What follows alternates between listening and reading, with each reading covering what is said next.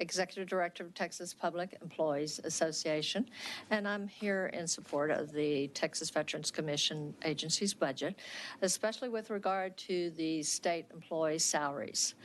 State employee salary is an issue across the board. You'll not hear it from just this agency, but most state agencies, and it is a problem in attracting and retaining.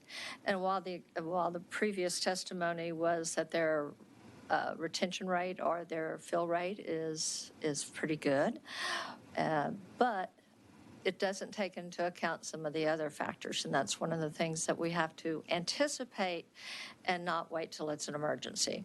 One of the issues is that we now have a multi-generation workforce.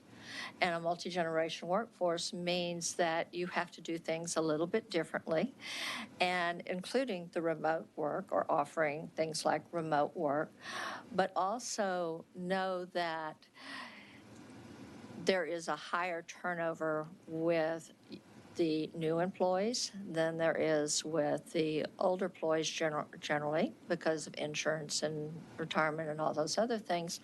And as you are hiring and as you are filling positions, you have to keep in mind that you may be able to function now, but when a lot of the eligible to retire retirees retire, which as an aging workforce is happening more and more, you may have a different dynamic going forward. So you have to take into fact not only existing turnover and vacancy rates, but time to fill, eligible to retire, and the age of the workforce while you're looking at these issues. Inflation has been a problem for not only the last year, but also it's a cumulative figure. The last state employee pay raise across the board was September 1st, 2014, which is fiscal year 2015, and it was 2%. And that since then, the value of an employee's salary has eroded 27%. And that's significant.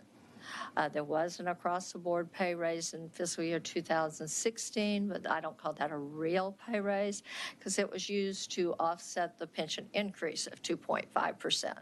So on the one hand, the legislature recognized that they were asking state employees to pay 2.5% more for their retirement, and they offset that increase with an equivalent amount.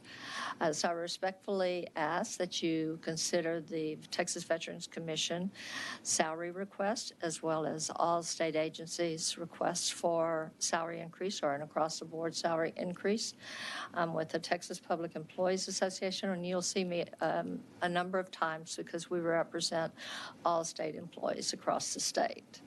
And I'm happy to answer any